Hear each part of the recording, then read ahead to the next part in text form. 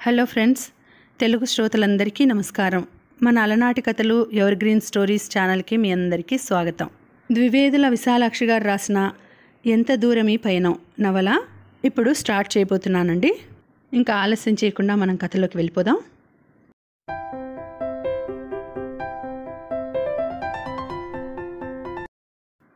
శీతాకాలం పొద్దు.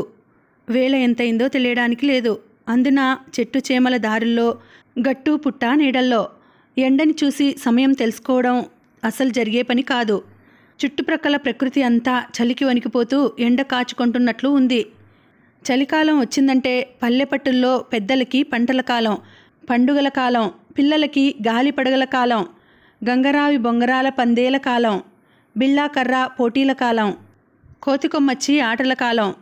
బొంగరాలు చేసుకోవడానికి గంగరావి కాయలు ఏరుకుంటూ ఊరు దాటి, పాటి చెరువు హద్దు దాటి, గట్టు పుట్ట తోట దొడ్డి అని చూడకుండా చాలా దూరం వచ్చేశారు మాధవుడు, సీత. వెనుదిరిగి చూస్తే ఆ ప్రదేశాలు ఎంతో కొత్తగా, బొత్తిగా పరిచయం లేని మనుషుల ముఖాల్లా వింతగా కనిపించాయి వారికి. దూరంగా రైలు కట్ట వెంబడే నీరెండలో మిలమిలా మెరుస్తున్న టెలిఫోన్ స్తంభాలు, వాటిపైన కనుచూపు ఆనేంత వరకు తిన్నగా సన్నగా బారుగా సాగిపోతున్న తీగలు, ఆ తీగలపైన వాలి ముక్కు కలుపుకుంటూ కబుర్లు చెప్పుకుంటున్న రంగురంగుల చిన్న పిట్టలు, భూమి దద్దిరిల్లిపోయే శబ్దం చేసుకుంటూ పొగలు చిమ్ముకుంటూ పట్టాలపైన పరుగులు పెడుతూ వెళ్లే రైలుబళ్ళు. రైలుబండిని చూడ్డం వారికి జీవితంలో అదే మొదటిసారి.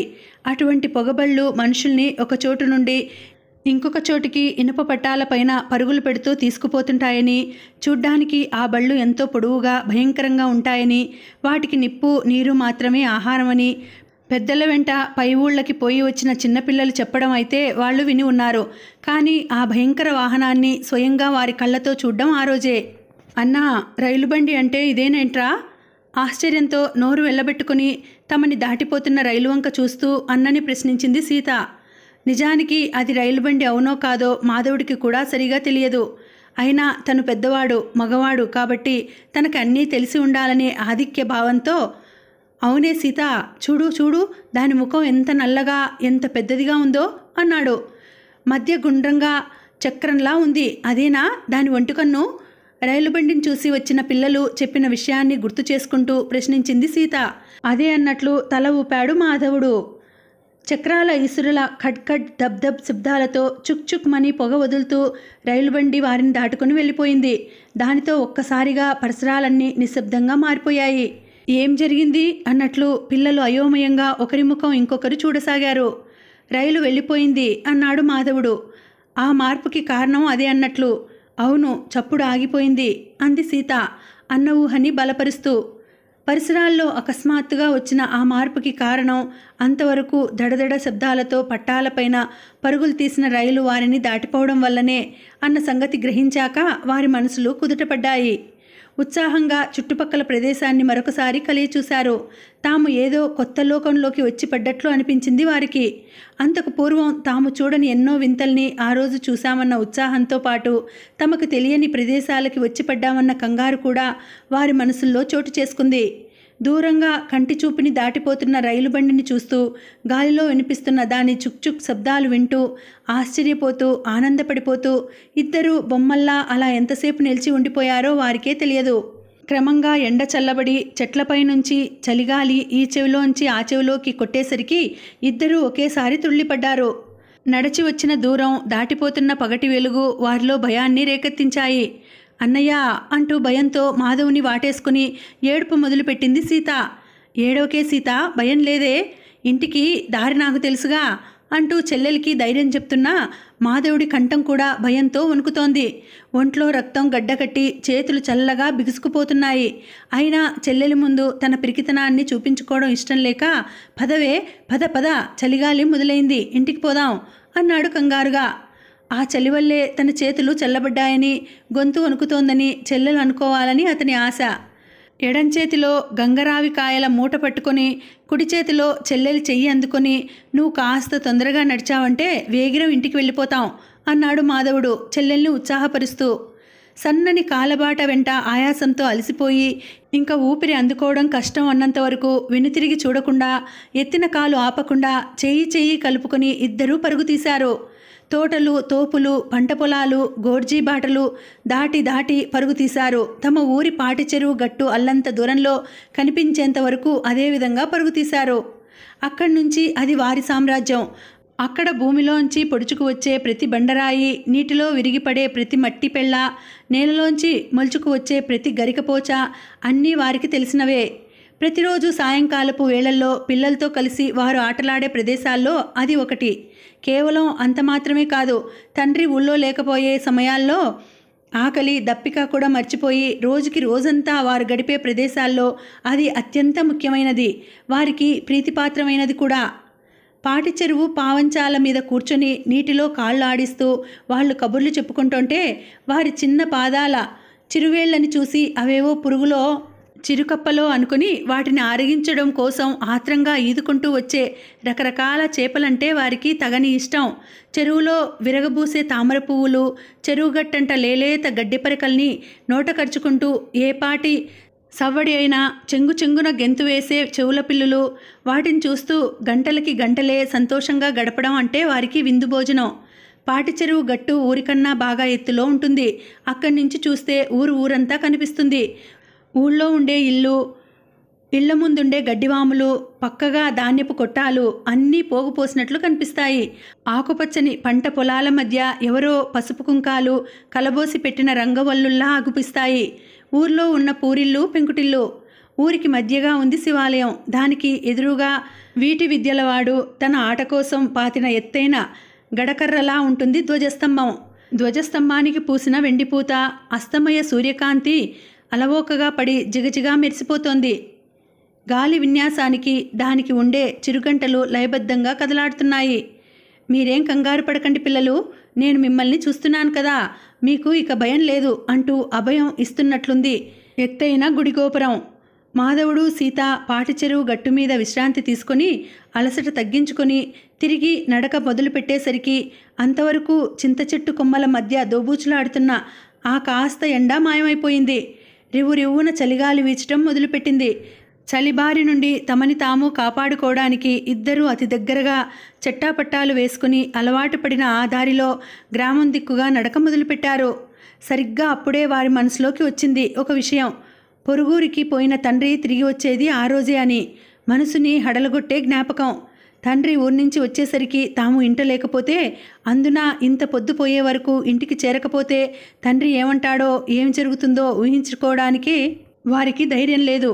అమ్మో నాన్న అనే అసంపూర్తి వాక్యం ఇద్దరి నోటి నుంచి ఒకేసారి వచ్చింది. అప్పటి వరకు నెమ్మదిగా నడుస్తున్న వాళ్ళు అలుపు సలుపు కాళ్ళ నొప్పులు అన్నీ మర్చిపోయి మళ్ళా పరుగు అందుకున్నారు. అంతవరకు నడుస్తున్న గోర్జీ దారి వదిలి పొలాలకి అడ్డం పడ్డారు. కోతలు పూర్తి కావడంతో పొలాలన్నీ ఖాళీగా ఉన్నాయి. మిగిలి ఉన్న కొద్దిపాటి పని పాటలు ముగించుకొని వ్యవసాయదారులు అప్పటికే ఇంటికి వెళ్ళిపోయారు. ఆవులు, గేదెల మందలు కూడా ఇళ్లదారి పట్టాయి. దారిలో వారికి పశువులు కనిపించలేదు. కానీ వాటి గిట్టల తాకిడికి రేగిన దుమ్ము మాత్రం ఇంకా గాల్లో తేలుతోంది. ఆ గోధూళిలో కనుచూపు దూరంలో అస్పష్టంగా కనిపిస్తున్నది బొజ్జన్నపేట అగ్రహారం. ఆ గ్రామానికి బొజ్జన్నపేట అని పేరు రావడానికి అక్కడ గుట్ట మీద వెలసినది బొజ్జగణపతి కాదు, సిద్ధి గణపతి. అయినా ఆ విగ్రహం ఉన్న తీరుతెన్నుల్ని బట్టి ఆ దేవుడికి బొజ్జగణపతి అన్న పేరు వాడుకలోకి వచ్చింది. దాంతోపాటే సిద్దిపేట ఊరు బొజ్జన్నపేటగా మారిపోయింది.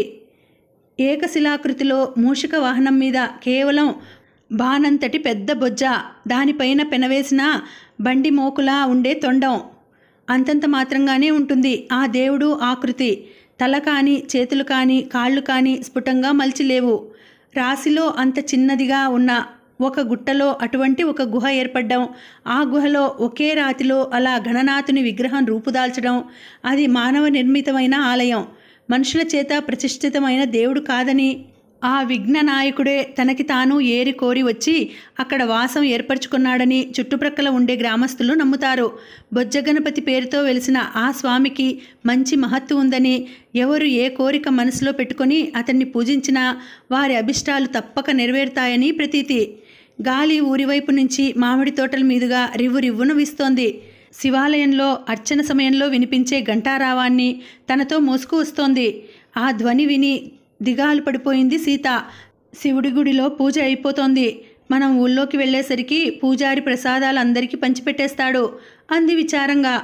శివాలయంలో పెట్టే కొబ్బరి ముక్కలు, వడపప్పు ప్రసాదాలంటే మాధవుడికి ఇష్టమే. కానీ తమకన్నా ముందుగా తండ్రి ఇంటికి చేరుకుంటే అంత పొద్దుపోయే వరకు ఎక్కడ తిరిగి వస్తున్నారని ప్రశ్నిస్తే సీత కన్నా పెద్దవాడు తను కాబట్టి జవాబు చెప్పవలసిన బాధ్యత తనపైనే ఉంటుందన్న భయం ప్రసాదాల నష్టం కన్నా అతన్ని కలవరపెడుతోంది. పోతే పోయాయిలేవే కొబ్బరి ముక్కలు, ముందు నువ్వు తొందరగా నడువు, నాన్న రాకుండా మనం ఇంటికి వెళ్తే అంతే చాలు అన్నాడు మాధవుడు పరుగు ఆపకుండానే. ఆ ఊరిలో ప్రతివాడ ప్రతి ఇల్లు వారికి సుపరిచితాలే. అడ్డదోవులు దగ్గరిదారులు అన్నీ వారికి కొట్టిన పిండే. అయినా ఆ రోజు కంగారులో ఊళ్ళో తమ ఇంటికి దారితెన్నులే తెలియనట్లు ఇద్దరికిద్దరూ తడబడసాగారు. ఏ దారిలో వెళితే పట్నం నుంచి తిరిగి వచ్చే తండ్రికి ఎదురుపడవలసి వస్తుందో అన్న భయమే వారి తడబాటుకు కారణం. ఇల్లు దగ్గరికి వస్తున్న కొద్దీ వారి ఆందోళన మరీ ఎక్కువ అయింది. ఇద్దరిలో పెద్దవాడు మాధవుడు 2 చేతులు పైకెత్తి, బొజ్జగనపయ్య, మా నాన్నని కొంచెంసేపు ఇంటికి రాకుండా చేశావంటే నీ గుడి ముందు 10 గుంజీలు తీస్తాను అని మనసులో దండం పెట్టుకున్నాడు. కానీ మాధవుడి మొక్కు దేవుడి చెవికి చేరేసరికి కొంచెం ఆలస్యం అయిపోయింది. ముందు రోజు పని మీద పట్నం పోయిన రాఘవయ్య అప్పటికే ఇంటికి చేరుకున్నాడు. అక్క రాజమ్మ ఇచ్చిన నీళ్లతో కాళ్ళు కడుక్కుంటూ పిల్లలేరి రాజక్క అంటూ ప్రశ్నించాడు. ఎక్కడికి పోయినా ఇల్లు విడిచిన సమయం ఎంత కొద్దిపాటిదైనా ఇంటికి తిరిగి రాగానే పిల్లల గురించి ప్రశ్నించడం, వాళ్ళు ఆ సమయంలో ఇంట్లో ఉంటే దగ్గరికి తీసుకుని పలుకరించి మాట్లాడడం అతనికి అలవాటు. ముందు ఆ పని చెయ్యందే అతను ఇంకొక పని తలపెట్టడు. తండ్రిని వీధిలో అల్లంత దూరంలో చూడగానే నాన్నా నాన్నా అంటూ ఎదురు వెళ్ళి అతని చేతులు పట్టుకుని ఇంట్లోకి తిరిగి రావడం పిల్లలకి అలవాటు. తల్లి తండ్రి అన్నీ తానే అయ్యి పెంచుకున్న రాఘవయ్యకి పిల్లలంటే పంచప్రాణాలు. భార్య పోయాక ఎవరు ఎంత చెప్పినా పిల్లల కోసమే అతను ద్వితీయ వివాహం అన్న ఆలోచనే మనసులోకి రానివ్వకుండా నెట్టివేశాడు. పిల్లలకి తండ్రి దగ్గర చనువు ఉంది, ప్రేమ, భయం, గౌరవాల కలగలుపు అయిన అభిమానం ఉంది. పగలంతా ఎక్కడ తిరిగినా రాత్రి అయిందంటే పిల్లలు తండ్రి పక్కలోకి చేరవలసిందే. పెద్ద పట్టెమంచం మీద పిల్లల్నిద్దరినీ చెరొక పక్క పడుకోబెట్టుకొని పడుకుంటేనే కానీ రాఘవయ్యకి నిద్ర పట్టదు. తండ్రి చెప్పే కథలు వినందే పిల్లలకి కంటి మీద రెప్పవాలదు. రాఘవయ్య కాళ్ళు కడుక్కొని అటు నుంచి ఇటు తిరిగేసరికి మాధవుడు, సీత దొడ్డిదారి వెంట ఇంటిలో కాలు పెట్టడం, అదే ఊపులో వచ్చి తండ్రి ముందు నిలవడం జరిగింది. ఇదిగోరా నీ పిల్లలు ఇక్కడే ఉన్నారు, వెనక పెరట్లో ఆడుకుంటున్నారు, నువ్వు రావడం చూసి ఉండరు అంది రాజమ్మ గాలికి చెదిరిన సీత జుట్టు సవరిస్తూ. అంత చలిలో కూడా భయం వల్ల 2 కోసుల దూరం ఒకే ఊపున పరిగెత్తి రావడం వల్ల కలిగిన అలసట వల్ల మాధవుడి ముఖానికి పట్టిన చెమటను తన చీర కొంగుతో తుడుస్తూ, ఇప్పుడే మీ నాన్న వచ్చి మీ గురించి అడుగుతున్నాడురా అంది. ఆ పరిస్థితిలో ఆ రూపుల్లో పిల్లల్ని చూడగానే కథ ఏమిటో అర్థమైంది రాఘవయ్యకి. రాజక్క వాళ్ళని కప్పుకొస్తున్నదని కూడా అతను గ్రహించాడు. అయినా ఏమీ తెలియనట్లు మరీ ఇంత చీకటి పడే వరకు అంతలా అలసిపోయేలా ఆటలేమిట్రా, పోయి కాళ్ళు చేతులు ముఖం కడుక్కొని రండి అన్నాడు. తమని వెనకేసుకొచ్చి కాపాడినందుకు సీతామాధవుడు అత్తకి చెరొక ముద్దు ఇచ్చేసి పెరట్లో నూతి దగ్గరికి పరుగు తీశారు. ఒంటికి పట్టిన దుమ్ము, మనసుకి పట్టిన భయం రెండూ కడుక్కొని వారు తిరిగి తండ్రి దగ్గరికి వచ్చేసరికి అతను ఒంటరిగా లేడు. అతని పక్కగా ఒక కుర్రాడు నిలిచి ఉన్నాడు. ఆ పిల్లాడిని వాళ్ళు అంతకి పూర్వం ఎప్పుడూ చూసినా గుర్తులేదు. వాడు ఆ ఊరివాడు అయితే అలా జరగడానికి ఎంత మాత్రం అవకాశం లేదు. ఇంకా ఈ కుర్రాడు ఎవరై ఉంటాడు? చుట్టాలబ్బాయా? పట్నం నుంచి తండ్రితో పాటు వచ్చాడా? అంతే అయి ఉంటుంది. బహుశా అంతకి పూర్వం వాళ్ళు తండ్రి ముందు నిలిచినప్పుడు కూడా ఆ కుర్రాడు అలాగే అక్కడే నిలిచి ఉండి ఉంటాడు. కానీ వాళ్ళ భయంలో వాళ్ళు ఉండడం వల్ల ఆ విషయం గుర్తించి ఉండరు. ఇంతకీ ఎవరి కుర్రాడు? తమ ఇంటికి ఎందుకొచ్చాడు? సీతామాధవుడు కళ్ళతోనే ఒకరినొకరు ప్రశ్నించుకున్నారు. ఆ పిల్లాడు ఎవరో ఇద్దరికీ తెలియదు. తండ్రి వెంట ఎందుకొచ్చాడో అంతకన్నా తెలియదు. ఎదురుగా ఉన్న కుర్రాడు నల్లగా సన్నగా ఉన్నాడు. నీళ్లపొయ్యి కింద సగం కాలగా మిగిలిపోయిన కొరకంచులా ఉన్నాడు. మాసిన లాగు, అక్కడక్కడా చిరుగులు పడ్డ లాల్చి, తగిన సంరక్షణ లేక దుబ్బులా పెరిగి కళ్ళల్లోకి పడుతున్న జుట్టు, ప్రయాణం బడిలికతో జిడ్డు పట్టిన ముఖం. యాక్ అంటూ అసహ్యంగా ముఖం అటు తిప్పుకుంది సీత. ఎవరా అన్న కుతూహలంతో పట్టి పట్టి చూశాడు మాధవుడు. ఆ పిల్లాడు కూడా కళ్ళల్లో పడుతున్న జుట్టును ఎడంచేత్తో పైకి ఎగదోసుకుంటూ ఎదుట ఉన్న పిల్లల వంక అదే కుతూహలంతో చూడడం మొదలుపెట్టాడు. అతను అలా చూస్తూ ఉంటే మాధవుడు పలకరింపుగా చిరునవ్వు నవ్వాడు. స్నేహపూరితమైన ఆ నవ్వు ఆ పిల్లాడిలో సంకోచాన్ని పారద్రోలింది. అతని కళ్ళు ఉత్సాహంగా మెరిశాయి. జవాబుగా తను కూడా చిన్నగా నవ్వాడు. సంధ్య దీపం వెలిగించి తెచ్చి వీధి గడపలో గోడకి ఉన్న గూట్లో పెట్టింది రాజమ్మ. రాఘవయ్య పిల్లలు కళ్ళు మూసుకొని దీపానికి దండం పెట్టారు. తన చేతిలో ఉన్న తుండుగుడ్డని తమ్ముడికి కాళ్ళు తుడుచుకోవడానికి అందిస్తూ, ఇంకా రేపు కానీ రావేమో అని అనుకున్నాన్రా అంది ఆవిడ. అక్కడ పని అయిపోయింది రాజక్క, ఇక అనవసరంగా రాత్రిపూట పిల్లల్ని వదిలిపెట్టి అక్కడ ఉండడం దేనికని వచ్చేశాను అన్నాడు రాఘవయ్య కాళ్ళు చేతులు తుడుచుకుంటూ. అటు నుంచి ఇటు తిరిగిన రాజమ్మ అప్పుడే చూసింది రాఘవయ్య పక్కగా నక్కి నిలిచి ఉన్న ఆ కుర్రాడిని. వీడెవర్రా తమ్ముడు అంది కుతూహలంగా. ఎవడో అనాథుడు రాజక్క, పేరు సుబ్బడు అన్నాడు రాఘవయ్య చావిట్లో ఉన్న పట్టెమంచం పైన నడుం వాలుస్తూ. అనాథుడంటే ఏమిట్రా అన్నయ్య అన్నని ప్రశ్నించింది సీత. అంటే వాడికి అమ్మా నాన్న ఎవరూ లేరన్నమాట జవాబు చెప్పాడు మాధవుడు. అత్తయ్య కూడానా? సీత ప్రశ్న అమ్మా నాన్న లేకపోయినా అభిమానంగా చూసే అత్తయ్య అయినా ఉంటే కొంత నయం అన్నట్లు. ఆహా, అత్తయ్య, పిన్ని, చిన్నాన్న, పెదనాన్న ఎవరూ లేక తినడానికి తిండి, ఉండడానికి ఇల్లు లేని వాళ్ళనే అనాథులంటారమ్మా. సీత ప్రశ్నకి రాఘవయ్య జవాబు చెప్పాడు. అయ్యో పాపం అనుకుంది సీత. నిజంగానా అన్నట్లు ఆ పిల్లాడి వంక జాలిగా చూశాడు మాధవుడు. మరే, మీ నాన్నకి ఎక్కడికి పోయినా ఇటువంటి దరిద్ర గుట్టు విధవలే తారసపడతారు. మీరు పుట్టకపూర్వం ఒకసారి ఇలాగే ఒక విధవని చేరదీస్తే రాజమ్మ నర్సిగాడి కథ మొదలుపెట్టింది. రాజమ్మ నోట నర్సిగాడి కథ వినని వాళ్ళు ఆ గ్రామంలో ఒక్కరు కూడా ఉండరు. సీతకి మాధవుడికి అయితే ఆ కథంతా కంఠోపాఠమే. రాఘవయ్య భార్య పార్వతి పురిటి మంచంలో ఉండగా రాజమ్మ మడితో వంటింట్లో ఉన్న సమయం చూసుకొని ఆ నర్సిగాడు మూల గదిలో ఉన్న పెద్ద కావిడి పెట్టె తాళం విడగొట్టి అందులో ఉన్న కట్లకాసుల పేరు, పలకసర్లు, దౌరుగేలి, మరికొన్ని చిన్న చిన్న బంగారు వస్తువులు అన్నీ ఎత్తుకుపోయాడు. ఆ వెనుక పోలీస్ రిపోర్ట్ ఇవ్వగా అందులో పలకసర్లు మాత్రం వారికి దక్కాయి. ఛీ, అత్తయ్య మరీను ఈ పిల్లాడిని నర్సిగాడితో పోల్చడమేమిటి అనుకున్నాడు మాధవుడు. సీతకి కూడా ఆవిడ అలా అనడం అన్యాయం అనిపించింది. సరిలే రాజక్క, వాడెవడో ఎప్పుడో అలా చేశాడని అంతా అలాగే ఉంటారా? ఈ కుర్రాడు నెమ్మదైనవాడు, మంచివాడులా కనిపిస్తున్నాడు. మనం చేరదీసి ఇంత తిండి పెడితే ఇంట్లో ఉంటాడు, పిల్లలకి తోడుగా ఉంటాడు అన్నాడు రాఘవయ్య మంచం మీద వెనక్కి వాలి పడుకుని కళ్ళు మూసుకుంటూ. రాఘవయ్య అలా మాట ఆపి కళ్ళు మూసుకున్నాడు అంటే ఇక ఆ విషయం గురించి అతనికి చర్చించడం ఇష్టం లేదని అర్థం. అప్పటికే అతను దాని మీద ఒక నిర్ణయానికి వచ్చాడని అర్థం. ఆ సంగతి అక్క రాజమ్మకి కూడా బాగా తెలుసు. నీకెంత తోస్తే అంతేరా, నువ్వు నా మాట ఎప్పుడు విన్నావు అంటూ తలపైని సైను పంచకొంగు సవరించుకుంటూ వంటింట్లోకి వెళ్ళిపోయింది రాజమ్మ. దేశం పరాయి పాలనలో ఉన్న రోజులవి. పల్లెటూళ్ళు తమ అస్తిత్వాన్ని నిలబెట్టుకుంటూ ఇంకా పట్నం పోకడలు నేర్వని రోజులవి. పల్లె జీవితం అంటే పాడి పంట సమృద్ధిగా అమరే రోజులవి. దమ్మిడీకి కాణీకి కూడా విలువ ఉండే రోజులవి. 10-15 రూపాయల వేతనాలతో సామాన్య సంసారి నెల పొడుగునా కడుపు నిండా 3 పూటలా భోజనం చేయగలిగే పరిస్థితులు గల రోజులవి. పొలం పుట్రా ఉన్నవాళ్ళు తామింత తిని లేనివారికింత పెట్టగల దానబుద్ధి వితరణ గల రోజులవి. పాపం పుణ్యం దైవభీతి మంచి మర్యాద మనుషుల్లో ఇంకా మిగిలి ఉన్న రోజులవి.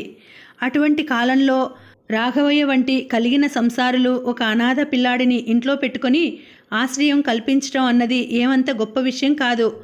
ఆ సంగతి గురించి ఊళ్ళో వారు 1-2 సార్లు అనుకున్నది లేదు. ఆ రోజుల్లో అంతో ఇంతో ఉన్న లోగిళ్లలో వారాలబ్బాయిలు వార్షికాలు పుచ్చుకొని వెళ్ళేవారు. ప్రతి ఇంట కొద్దో గొప్పో ఉండనే ఉండేవారు. రాఘవయ్య ఇంట సుబ్బడి ప్రవేశాన్ని ఆ విధంగా తీసుకుని మనసును సమాధాన పెట్టుకోలేకపోయింది రాజమ్మ ఒక్కతే. ఆవిడికి ఎంత మర్చిపోదామన్నా సుబ్బడిని చూసినప్పుడల్లా నర్సిగాడే గుర్తుకు వస్తుండేవాడు. అయితే సుగ్రీవాజ్ఞ లాంటి తమ్ముడి మాట ఆమె నోటికి తాళం వేసింది. అవును కాదు అంటూ వాదులాడి అతని మనసు నొప్పించడం ఆమెకి ఇష్టం లేక ఊరుకుంది. కానీ ఆ పిల్లాడి పట్ల తనకి గల అయిష్టాన్ని ఆమె రహస్యంగా ఉంచడానికి ఎటువంటి ప్రయత్నమూ చేయలేదు. 3 పూటలా సుబ్బడికి తిండి పెడుతున్నప్పుడల్లా ఆ పిల్లాడిని ఏదో దానికి కసురుకుంటూ విసుక్కుంటూ రుసరుసలాడేది. రాఘవయ్య కాస్త విశ్రాంతిగా ఇంట్లో ఉన్నప్పుడు పిల్లలిద్దరూ పెరిగి పెద్దవాళ్ళవుతున్నారు. వాళ్ళకి పెళ్ళి పేరంటం చేయాలి. ఇప్పుడు ఉన్నదంతా ఇలా ఊరి వాళ్ళకి మేపుతూ పోతే రేపు నీ పిల్లల సంగతి ఏమిటన్నది కొంచెం ఆలోచించు అంటూ హెచ్చరిస్తుండేది. రాజక్క, నీకు కలిగినప్పుడు నువ్వు ఒకరికి పెడితే నీకు అవసరం అయినప్పుడు ఆ దేవుడే నిన్ను ఆదుకుంటాడు. సుబ్బిగాడి పిడికెడు పొట్టకు పట్టెడు అన్నం పెట్టినందువల్ల నీ మేనల్లుడి ఆస్తి తరిగిపోదు, నీ మేనగోడలి పెళ్ళి ఆగిపోదు. ఆ విషయమై నువ్వు అనవసరంగా కంగారు పడకు అని సమాధానపరిచేవాడు రాఘవయ్య. తండ్రి పట్నం నుంచి తమ కోసం తెచ్చే పిప్పరమెంట్లు, రబ్బరు బుంగలు, ఆటబొమ్మలు అన్నిటా తమతో పాటు సుబ్బిగాడికి కూడా వంతు పెట్టవలసి రావడంతో సుబ్బడు ఇంట ఉండడం సీతకి కూడా అంత ఇష్టంగా ఉండేది కాదు. పాపం వాడికి అమ్మా నాన్న ఎవరూ లేరు కదటే, మనం ఇవ్వకపోతే వాడికి ఎవరిస్తారు, పోనీ నువ్వు నీ వంతులో ఇవ్వద్దులే, నా వాటాలోవి నేను ఇస్తాను సరేనా అనేవాడు మాధవుడు. సుబ్బడు ఆ ఇంట కాలు పెట్టి నెలలకి నెలలే గడిచిపోతున్నా రాజమ్మ మనసులో మాత్రం అణువంత స్థానం అయినా సంపాదించుకోలేకపోయాడు. పాపం నిర్భాగ్యుడు. వాడికి సాధ్యమైనంత ఎక్కువ పని చెప్పి కడుపు మాడేంత తక్కువ తిండి పెడితే ఆ ఇంట తనకి సుఖం లేదని గ్రహించి వాడి మటుక్కి వాడే వెళ్ళిపోతాడని ఆవిడ అభిప్రాయం. తన ఆలోచన తూచా తప్పకుండా అమలులో పెట్టేది రాజమ్మ. ఆ పిల్లడి పట్ల రాజమ్మ పెంచుకున్న ద్వేషానికి పెద్దగా కారణం అంటూ లేదు. ఆవిడ పెట్టినా మానినా తిట్టినా కొట్టినా మారు మాట చెప్పకుండా ఆమె చెప్పిన పనల్లా చేసుకుపోతుండేవాడు సుబ్బిగాడు. అయినా ఎదుటలేని నర్సిగాడిని తలుచుకుంటూ ఆ కోపం ఈ పిల్లడి మీద చూపిస్తుండేది రాజమ్మ. వాడి ఇంట్లో ఏ కాస్త సమయం అయినా అటూ ఇటూ తిరిగితే ఏంరా ఏం కాజేయాలని అలా వెతుకుతున్నావు అంటూ అదిలించేది. తీరిక సమయంలో సుబ్బడు ఎవరికోసం వెతుకుతుంటాడో సీతకి తెలుసు. అన్నయ్య ఆ గదిలో ఉన్నాడు వెళ్ళు అనేది కోపం ఈర్ష్య కలగలిసిన ధోరణిలో. మాధవుడు సుబ్బడితో స్నేహంగా ఉండడం సీతకి ఎంతమాత్రం ఇష్టంగా ఉండేది కాదు. అన్నయ్య ఎప్పుడూ తనతో ఆడాలని, తనకే కథలు చెప్పాలని, తామిద్దరే చట్టాపట్టాలు వేసుకొని పాటి చెరువు గట్టు మీద కూర్చోవాలని ఆ పిల్ల కోరిక. సుబ్బిగాడి ఇంటికి వచ్చి అన్నయ్యను తన నుంచి వేరు చేస్తున్నాడని వాడి మీద పీకలు మొయ్య కోపం ఉండేది సీతకి. కానీ వాడిని ఏమైనా అంటే తండ్రి కోప్పడతాడనే భయంతో ఆ ఉక్రోషాన్ని లోపలే దిగమింగుకొనేది. ఎప్పుడైనా సమయం కలిసి వస్తే అత్తయ్య మాటకి వంతపాడి ఉన్నవాటికి 10 కల్పించి చెప్పి అయినా వాడిని ఇంటిలోంచి పంపివేయడానికి సీత ఎప్పుడూ సిద్ధంగానే ఉండేది. సుబ్బిగాడి పట్ల చెల్లెలి అకారణ ద్వేషం మాధవుడికి కష్టంగా ఉండేది. 2 శరీరాలు ఒకే మనసుగా పెరుగుతున్న చిన్నారి చెల్లెల్ని దూరం చేసుకోలేడు. తనన్నవారు ఎవరూ లేక పొట్టకూటికి తమ ఇంట చేరిన సుబ్బడిని చెల్లెల్లాగా అసహించుకోలేడు. ఎందుకే పాపం వాడి మీద అలా కోపం తెచ్చుకుంటావు, వాడేం చేశాడని? మనం ఏదైనా ఇస్తే పుచ్చుకుంటాడు, లేకుంటే లేదు. ఊరికే వాడితో కొంచెం మాట్లాడతాను కానీ నేనెప్పుడూ నీ జట్టే కదా అనేవాడు. సుబ్బడు ఆ ఇంట కాలు పెట్టిన 8 నెలల నాడు జరిగిన ఒక సంఘటన ఆ పిల్లడి పట్ల సీత మనోభావాల్లో మార్పు రావడానికి కారణమయ్యింది. అవి పంట నూర్పిల్ల రోజులు. రాఘవయ్య తెల్లవారుజామున పొలానికి వెళ్ళిపోయి రైతుల చేత పనులు చేయిస్తూ చీకటి పడే వరకు అక్కడే ఉండిపోయేవాడు.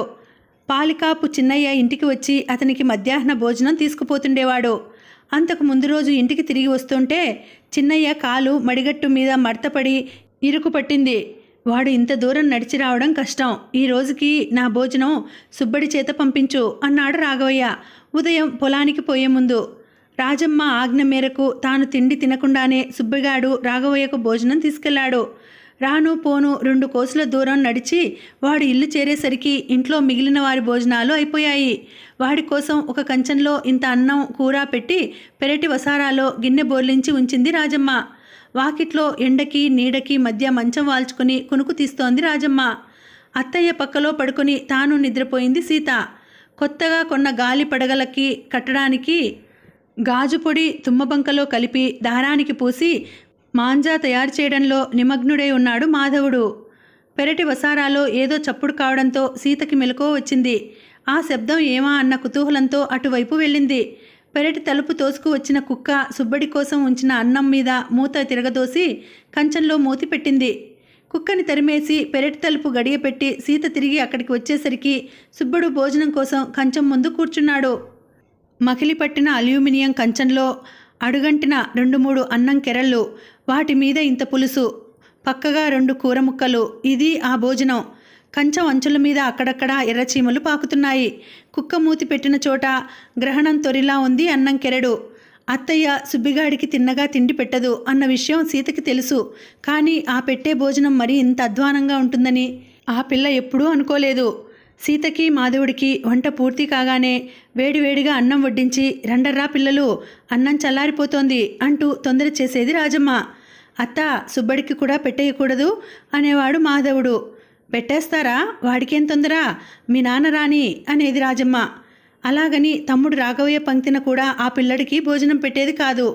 ఉండరా సుబ్బిగా, ఒక్కదాన్ని తినబుద్ధి కాదు, మనిద్దరం కలిసి తిందాము అనేది. చివరికి వాడికి పెట్టే తిండి అలా ఉండేది. కంచం అంచుల మీద పాకుతున్న చీమల్ని దులుపుకుంటున్నాడు సుబ్బడు. అంత దూరం నుంచి ఎండలో నడిచి రావడం వల్ల వాడి ముఖం చెమటతో జిడ్డుతో మరింత నల్లగా ఉంది. గాలికి చెదిరిన జుట్టు బంజరు భూమిలో పెరిగిన రెల్లుగడ్డిలా ఉంది. ఒరే సుబ్బిగా, సుబ్బిగా, ఆ అన్నం తినకు అంటూ పరుగుతో అక్కడికి వచ్చింది సీత. అన్నానికి పట్టిన చీమల్ని దులుపుకోవడంలో నిమగ్నుడై ఉన్న సుబ్బడు సీత మాట విని తుల్లిపడి ఏవ్ అన్నట్లు ఆ పిల్ల వంక చూశాడు. నోటి ముందు కూడు తొలిగిపోతుందేమోనన్న భయం చూపులో ఉంది. దాన్ని తినకు, అది కుక్క ముట్టుకుంది అంది సీత కంగారుగా. ఓస్, ఇంతేనా అన్నట్లు తేలిగ్గా నవ్వేశాడు సుబ్బడు. ఎండకు కమిలిన అతని పెదవులు ఎర్రగా ఉన్నాయి. పెదవుల మధ్య తెల్లని పలువరస తలతలా మెరుస్తోంది. సీతది తల్లి పోలిక. కోల ముఖం, పెద్ద కళ్ళు, సన్నగా కొనదేలిన ముక్కు, పచ్చటి శరీరవర్ణం. మా సీత బంగారు బొమ్మ అనేది రాజమ్మ. అయితే ఆ బంగారు బొమ్మకి ఏ కారణంగానో పెదవులు మాత్రం నల్లగా ఉండేవి. అది ఏదైనా వ్యాధి లక్షణమేమో అని రాఘవయ్య కూతుర్ని చాలామంది వైద్యులకు చూపించాడు. అటువంటి చికాకేం లేదని, కాస్త పిల్ల పెరిగి వయసు వస్తే దానంతటా అదే సర్దుకుపోతుందని వాళ్ళు చెప్పడంతో ఇక ఆ విషయం గురించి బెంగపడటం మానేశాడు. రాజమ్మ మాత్రం కిందటి జన్మలో బాగా లంకపోగాకు చుట్టలు కాల్చి ఉంటావు, అందుకే నీ పెదవులు అలా నల్లగా మాడిపోయి ఉన్నాయి అంటూ మేనకోడల్ని పరిహాసం చేస్తుండేది. ఎర్రని సుబ్బడి పెదవులు చూస్తూ ఎంచక్కా నాకు అలాంటి రంగు పెదవులు ఉంటేనో అనుకుంటూ వాటి వంక ఆశగా చూస్తూ అలా ఉండిపోయింది సీత. సుబ్బడు ఆ పిల్ల చూపుని, దాని వెనుక గల భావాన్ని చదవబోవడం లేదు. వాడి కడుపులో ఆకలి కరకరమంటోంది. ఉన్న కాస్త అన్నంలో ఓ ముద్ద తినిపోయింది. పాడుకుక్క అన్నదే అప్పటి విచారం. ఈరోజు అంత మాత్రం చూసిపోయింది. కానీ మొన్నోసారి సగానికి పైగా అన్నం తినేసింది పాడుకుక్క. నా అన్నం బాగా తినమరిగింది, నా కంట పడితే దాని కాళ్ళు విరగ్గొడతాను అన్నాడు సుబ్బడు చేతిలోకి తీసుకున్న ముద్దని నోట్లో పెట్టుకోబోతూ. కుక్క కతికిన అన్నం, చీమలు పట్టిన అన్నం. ఆ పిల్లడు అంత ఆత్రంగా అలా తినబోతుంటే సీత మనసు విలవిల్లాడింది. వద్దు సుబ్బా, ఆ అన్నం తినకు అంది ఆ కుర్రాడి చెయ్యి పట్టుకుంటూ. సుబ్బడు ఆ ఇంటికి వచ్చి అంతకాలం అయినా ఆ పిల్లడితో చనువుగా కానీ స్నేహంగా కానీ ఒకసారి కూడా సీత అలా మాట్లాడింది లేదు. సుబ్బిగాడు వచ్చి అన్నయ్యని తనకి దూరం చేస్తున్నాడన్న కోపంతో పాటు అత్త రాజమ్మ మాటల ప్రభావం కూడా ఆ పిల్లపైన బాగా పనిచేసింది. సుబ్బడు ఎప్పుడైనా తనంతట తాను సరదాగా మాట్లాడబోయినా కర్ర విరిచి పొయ్యిలో పెట్టినట్లు పెళుసుగా జవాబు చెప్పి వెళ్ళిపోతుండేది సీత. అటువంటి సీత ఆ రోజు స్నేహపూరితంగా చేయి పట్టుకొని కుక్క ముట్టిన ఆ అన్నం తినకు అంటుంటే అది నిజమో కలో తెలుసుకోలేకపోయాడు సుబ్బడు. ఆ పిల్ల పట్టుకున్న తన చేతిని, ఆ చేతుల్లో ఉన్న అన్నం ముద్దని పరీక్షగా 2 క్షణాలు అలా చూస్తూ ఉండిపోయాడు. అప్పటికి అది కల కాదు అన్న సంగతి వాడికి తేలిపోయింది. కానీ కడుపులో పేగులు నులిపెడుతున్న ఆకలో సీత మాటని తోసేయలేక, కడుపు మంటని భరించలేక మరి ఆకలేస్తోంది అన్నాడు మెల్లిగా. ఆ మాట అంటుంటే వాడి కళ్ళల్లో నీళ్లు తిరిగాయి. కడుపులో పేగులు అరుపులు బయటికే వినిపించాయి. సుబ్బిగాడు కూడా బాధ కలిగితే ఏడవగలడని, ఏడిస్తే వాడి కళ్ళల్లో కూడా నీళ్లు తిరుగుతాయని అప్పుడే తెలుసుకుంది సీత. తండ్రి ఇంట లేనప్పుడు రాజమ్మ చేయి చేసుకున్నా, ఎన్ని విధాలా తిట్టిపోసినా కిమ్మనకుండా తల వంచుకొని తన పని తాను చేసుకుపోయే సుబ్బడు అలా కళ్ళనీళ్లు పెట్టుకోవడం. వాడు మనలాంటి పిల్లడే సీత, వాడికి అమ్మా నాన్న ఉంటే మనలాగే కులాసాగా పెరిగేవాడు పాపం, వాడి మీద కోపం తెచ్చుకోకూడదే అనే అన్నయ్య మాటలు సీతకి జ్ఞాపకం వచ్చాయి. పాపం సుబ్బడు అనుకుంది జాలిగా. అలా అనుకుంటుంటే ఆ పిల్ల కళ్ళల్లో కూడా నీళ్లు తిరిగాయి. ఉండు సుబ్బా, నాన్న సంతలోంచి తెచ్చిన బిస్కెట్లు ఉన్నాయి, అత్తయ్య చూడకుండా తెచ్చిపెడతాను, తిందువుగాని అంది లాలనగా. సీత వెంట అడుగులో అడుగు వేసుకుంటూ పిల్లిలా ఇంట్లోకి నడిచాడు సుబ్బడు. వాకిట్లో రాజమ్మ ఇంకా కోడి కొనుకు తీస్తూనే ఉంది. లయబద్ధమైన సంగీతంలా ఆమె పెడుతున్న గురక సన్నగా వినిపిస్తోంది. కానీ అంత నిద్రలో కూడా పిల్లల అడుగుల చప్పుడు ఆమె చెవిని పడనే పడ్డాయి. ఎవరది అంది మూసిన కన్ను తెరవకుండానే. నేనే అత్తయ్య అంది సీత బింకంగా. ఎండలో ఏమిటా పరుగులు, కాసేపు పడుకోరాదు అని ఇటు నుంచి అటు తిరిగి పడుకుంది రాజమ్మ. ఆకలితో ఉన్న సుబ్బడు ఆవురావురమని బిస్కెట్లు తింటుంటే అత్తయ్య మూలకొట్లో డబ్బాలో దాచి ఉంచిన చెక్కిలాల విషయం సీతకి గుర్తుకు వచ్చింది. మెల్లిగా పిల్లిలా సవడి కాకుండా అడుగులు వేసుకుంటూ రాజమ్మ మంచాన్ని తప్పించుకొని కొట్లోకి వెళ్ళి డబ్బా మూత తెరిచి 2-3 చెక్కిలాలు తీసుకొచ్చింది సీత. వాటిని సుబ్బడి ముందు పెట్టి, ఇవిగో ఇవి కూడా తిను, తాగడానికి నీళ్లు తెస్తాను అంది. ఏమో అనుకున్నాను కానీ నువ్వెంత మంచిదానివో అన్నాడు మనసు నిండిన కృతజ్ఞతాభావంతో సుబ్బడు. రోజులు గడుస్తున్న కొద్దీ రాఘవయ్య గారింట సుబ్బడి స్థానం బలపడసాగింది. కలిగిన వారింటి తిండి తిప్పలు వంటబట్టి శరీరం నునుపు తేలింది. ముఖంలో ముందుండే నలుపు కొంత కరిగి నిగారింపు వచ్చింది. ఆ సంవత్సరం పెద్ద పండక్కి మాధవుడికి సీతకి కొత్త బట్టలు తెస్తూ సుబ్బడికి కూడా అటువంటివే పట్టుకు వచ్చాడు రాఘవయ్య. ఆ బట్టలు చూడగానే తమ్ముడికి ఆ పిల్లడి పట్ల ఉన్న అభిప్రాయం ఏమిటో రాజమ్మకి అర్థమైంది. అయినా ఏమీ పట్టనట్లు ఉండలేకపోయింది. మనసులో పురుగులా తొలుస్తున్న మాటని గొంతులో నిలిపి ఉంచలేక, మన పిల్లలతో సమానంగా వాడికి ఇంత ఖరీదైన బట్టలు దేనికిరా? మాధవుడి పాత బట్టలు ఎన్నో పెట్లో పడి ఉన్నాయి, వాటిలో ఒక 2 జతలు పడేస్తే పోయేది కదా అంది. ఆ మాట వింటూనే అక్కగారి వైపు తీక్షణంగా ఒక చూపు చూశాడు రాఘవయ్య. అతని భావం ఆ చూపుతోనే ఆమెకి కొంత అర్థమైంది. మిగిలినది అతని నోటితో చెప్పనే చెప్పాడు. చూడు రాజక్క, వాడికి నా అన్నవాళ్ళు ఎవరూ లేరు. మన ఇంటికి తీసుకువచ్చాము. మనం మంచి చేసినా చెడు చేసినా వాడు నోరెత్తడు. కానీ కావాలని ఇంటికి తెచ్చినందుకు వాడిని ఒక మనిషిలా చూసి మనిషిలా పెరగనివ్వగలిగితే మనకి పుణ్యం పురుషార్థం కూడా ఉంటాయి. ఆ రోజు వాడిని ఇంటికి తెచ్చాను అంటే వాడిని పనివాడిగా పాలికాపుగా ఉంచుకోవాలనే అభిప్రాయంతో తీసుకురాలేదు. ఒక అనాథ బాలుడికి నాకు చేతనైన సహాయం చేద్దామనే అభిప్రాయంతో తీసుకువచ్చాను. అనవసరమైన ఆలోచనలు విడిచిపెట్టి నువ్వు కూడా నాతో సహకరిస్తూ సుబ్బడు కూడా మాధవుడు సీత వంటి పిల్లాడే అన్న రీతిలో వాడిని చూడగలిగితే సంతోషిస్తాను అన్నాడు రాఘవయ్య. అప్పటినుంచి రాజమ్మ మనసులో ఎలా ఉన్నా పైకి మాత్రం పూర్వంలా తిట్లు దీవెనలు పెట్టడం మానేసింది. అందుకు తమ్ముడి మాట మీద ఆమెకు ఉండే గౌరవం కొంత కారణం అయినా మంచి చెడ్డ ఏ పని చెప్పినా విసుక్కోకుండా చేసుకుపోతుండే సుబ్బడి ఓర్మి ముఖ్య కారణం. ఆ వేసవి సెలవుల అనంతరం రాఘవయ్య సుబ్బడి జీవితానికి శ్రీకారం చుడుతూ తన 2 పిల్లలతో పాటు వాడిని కూడా స్కూల్లో చేర్పించాడు. ఎవడీ కుర్రాడు, మీకేమవుతాడు అంటూ బడి పిల్లలంతా సీతని మాధవుణ్ణి ప్రశ్నించసాగారు. ఎవరంటే ఏం చెప్పాలో సీతకి పాల్పోలేదు. అన్నయ్య వైపు జవాబు కోసం చూసింది. రాఘవయ్య గారింట సుబ్బడు కాలు పెట్టినప్పటి నుంచి ఆ పిల్లడిని అభిమానంగా స్నేహంగా చూస్తున్నాడు మాధవుడు. సహజంగానే జాలిగుండే మంచి మనసు కల మాధవుడికి అత్త రాజమ్మ సుబ్బడిని తిన్నగా చూడకపోవడం, కడుపు నిండా అన్నం పెట్టకపోవడం చూశాక ఆ పిల్లడి పట్ల అభిమానం మరింత వృద్ధి పొందింది. వీడి పేరు సుబ్బన్న, మా చుట్టాలబ్బాయి అన్నాడు తడుముకోకుండా. నిజంగా సుబ్బడికి తమకి బంధుత్వం ఉందా, లేక అన్నయ్య ఊరికే అలా చెప్పాడా? చుట్టూ ఉన్న పిల్లలు తమని విడిచి వెళ్ళగానే అతన్ని అడగాలనుకుంది సీత. మళ్ళీ అంతలోనే అన్నయ్య ఎప్పుడూ అబద్ధం చెప్పడు, నిజంగా సుబ్బడు తమ చుట్టాలబ్బాయే అయి ఉంటాడు అనుకుని ఊరుకుంది. ఆ వెనుక సుబ్బడి గురించి తనని ఎవరు ప్రశ్నించినా తను అలాగే చెప్పడం మొదలుపెట్టింది. బడిలో పిల్లల మధ్య టీచర్ల మధ్య సుబ్బన్న రాఘవయ్య గారి చుట్టాలబ్బాయిలాగానే వ్యవహారం పొందాడు. రాఘవయ్య గారితోనూ వారి బంధువర్గంతోనూ బాగా పరిచయం ఉండే ఏ కొద్ది మందికో తప్ప మిగిలిన ఊరిలో జనం కూడా సుబ్బన్న గురించి అలాగే అనుకునేవారు. సుబ్బన్న రాఘవయ్య గారి కుటుంబంలో ఒక వ్యక్తిగా కలిసిపోయి 3 సంవత్సరాలు గడిచిపోయాయి.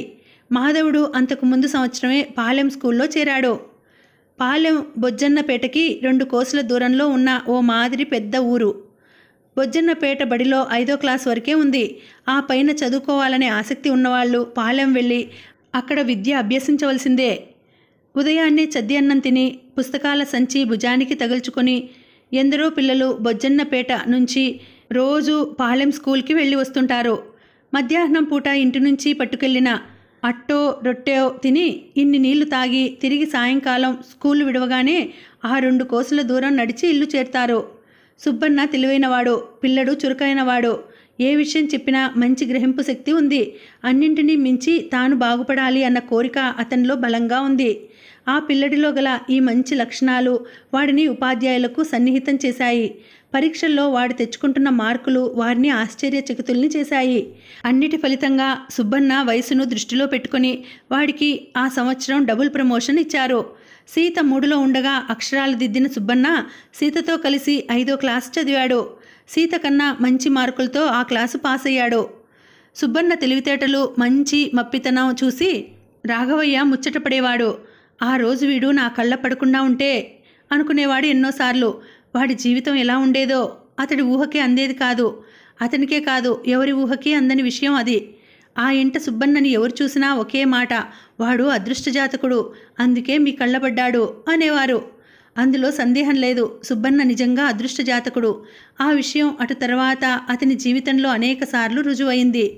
నీటిలో ఉప్పుకి పంచదారకి కరిగే గుణం ఉంటుంది. కానీ ఒక పరిమాణాన్ని మించి ఆ పదార్థాలు పోస్తే అవి ఇక కరగడం మానుకుంటాయి.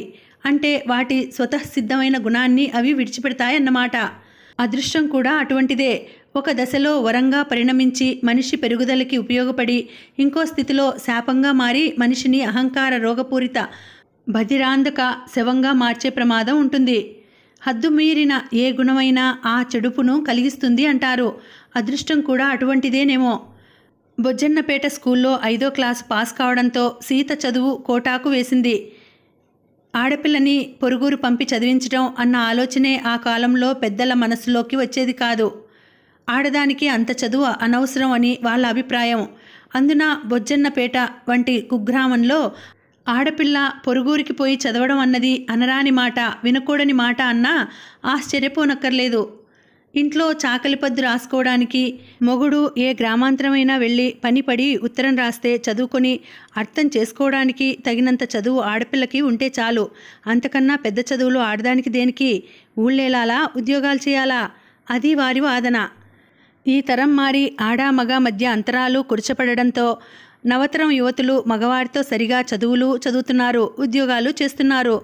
సాంఘికంగా జనుల్లో వచ్చిన మార్పుతో ఆడదానికి చదువెందుకు అని ముందులా అడిగే మనుషుల సంఖ్య పట్టణాలలోనూ పల్లెల్లోనూ కూడా బాగా తగ్గిపోతోంది.